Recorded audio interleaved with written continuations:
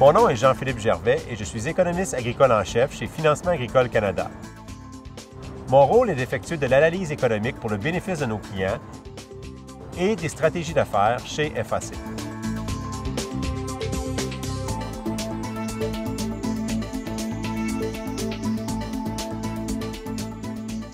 Le partenariat transpacifique, que l'on désigne habituellement par son acronyme PTP, est un accord stratégique qui vise à libéraliser le commerce et l'investissement entre les pays qui bordent l'océan Pacifique.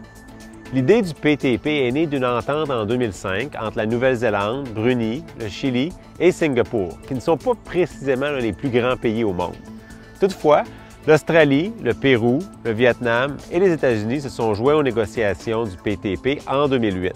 La Malaisie s'y est jointe en 2010 et enfin le Canada, Mexique et Japon étaient tous de la partie en 2013. Ainsi, les négociations englobent maintenant un ensemble intéressant d'économies en développement qui affichent une bonne croissance économique et aussi des pays producteurs de denrées agricoles qui sont très concurrentiels.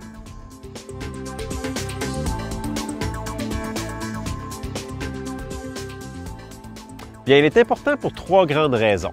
Premièrement, les participants aux négociations du PTP figurent parmi les principaux marchés pour le Canada et le PTP offre une occasion d'élargir nos relations commerciales avec ces pays.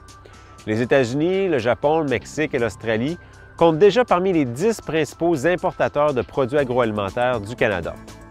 Le Japon est un bon exemple. C'est un marché important pour l'industrie agricole et agroalimentaire canadienne, mais c'est un pays qui a toujours été très protectionniste. Deuxièmement, le PTP créerait aussi des débouchés sur les marchés émergents. Par exemple, les économies du Vietnam, Singapour, de la Malaisie, Pérou, Chili devraient toutes afficher une croissance supérieure à 4 % en 2015. Or, une croissance économique vigoureuse entraîne une hausse de la demande de produits agroalimentaires. Pour illustrer ce potentiel, on a juste à regarder les projections de l'OCDE et de la FAO pour ce qui est de la consommation mondiale de porc, bœuf et blé. Cela devrait s'accroître en moyenne de 11 % d'ici 2023. Si on prend les mêmes produits, mais qu'on tient compte uniquement de la Malaisie, Pérou et Chili, la consommation devrait augmenter de 20 % en moyenne. C'est donc un bon exemple de potentiel. Et finalement, si le PTP ouvre de nouveaux marchés, il risque aussi d'intensifier la concurrence pour les producteurs et agro-entreprises du Canada sur notre propre marché intérieur, en raison de la présence de pays producteurs de denrées agricoles qui sont très concurrentiels comme la Nouvelle-Zélande, l'Australie et les États-Unis.